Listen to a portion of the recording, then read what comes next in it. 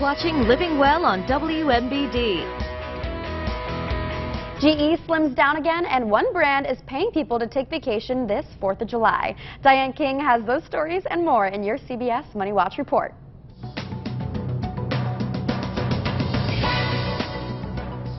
Mixed messages from the Trump administration sent Wall Street into a tizzy on Tuesday.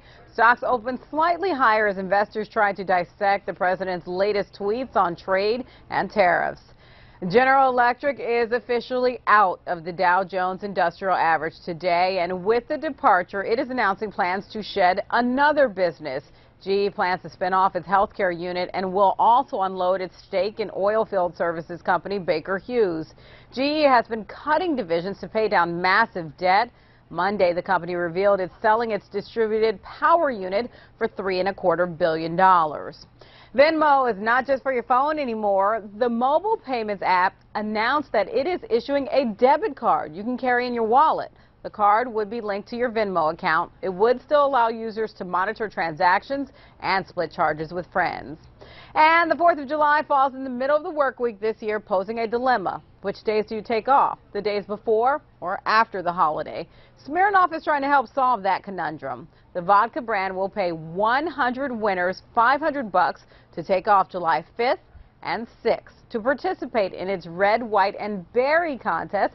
You can share on its social media sites how you would spend your 5-day weekend. And that's your CBS Money Watch report. For more, head to CBSMoneyWatch.com. At the CBS Broadcast Center, I'm Diane King Hall. And Uber now has the green light to continue operating in London, one of its most lucrative markets. The Westminster Magistrates' Court ruled in Uber's favor on Tuesday, granting it a 15-month license to operate in the British capital. The ride-sharing company appealed after London transport officials declined to renew its license in September, citing concerns including how it responded to serious crimes. The company says it's made several reforms in London, including limits on the number of hours drivers can operate before taking a break, new insurance policies, and opening a 24/7 helpline. And it says it now proactively reports serious incidents to police rather than relying on customers and drivers. Uber has about 3.5 million riders and 45,000 drivers in London. Uber's CEO says it will continue to work with Transport for London to address their concerns and earn their trust. Death and taxes. There are two things that are both unavoidable and expensive, but there are ways to reduce the burden. Here's money expert Stacey Johnson with some tips on reducing the high costs of funerals. That's the nature of the beast in this economy. I mean, most people can't afford it, to be honest with you. They can't afford a funeral. And I feel terrible about it, but I try and accommodate them as best I can. According to the National Funeral Directors Association, the median cost of a traditional burial was just over $7,000. That's a big expense, and funeral homes don't make it easy to shop for services. One problem when dealing with death is learning prices.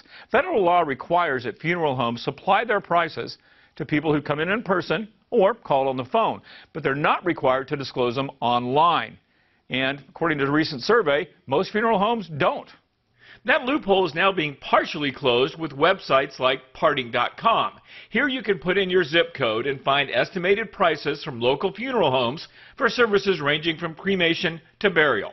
Federal law also says that you only have to pay for the services you want. In other words, you don't have to buy a whole package. You could literally buy your casket at Costco and have it delivered to your favorite funeral home.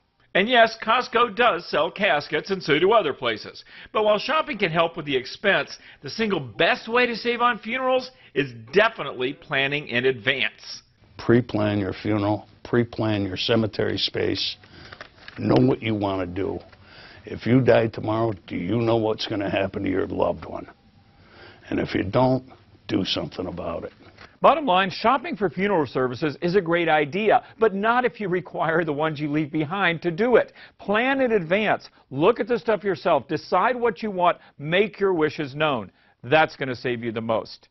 Now what you need is some more information, maybe some links. Both are waiting for you at MoneyTalksNews.com. Just do a search for funeral. For Money Talks News, I'm Stacey Johnson. And when we return, a new miniseries is coming to your screens, and the latest Marvel film to be released. Stick around.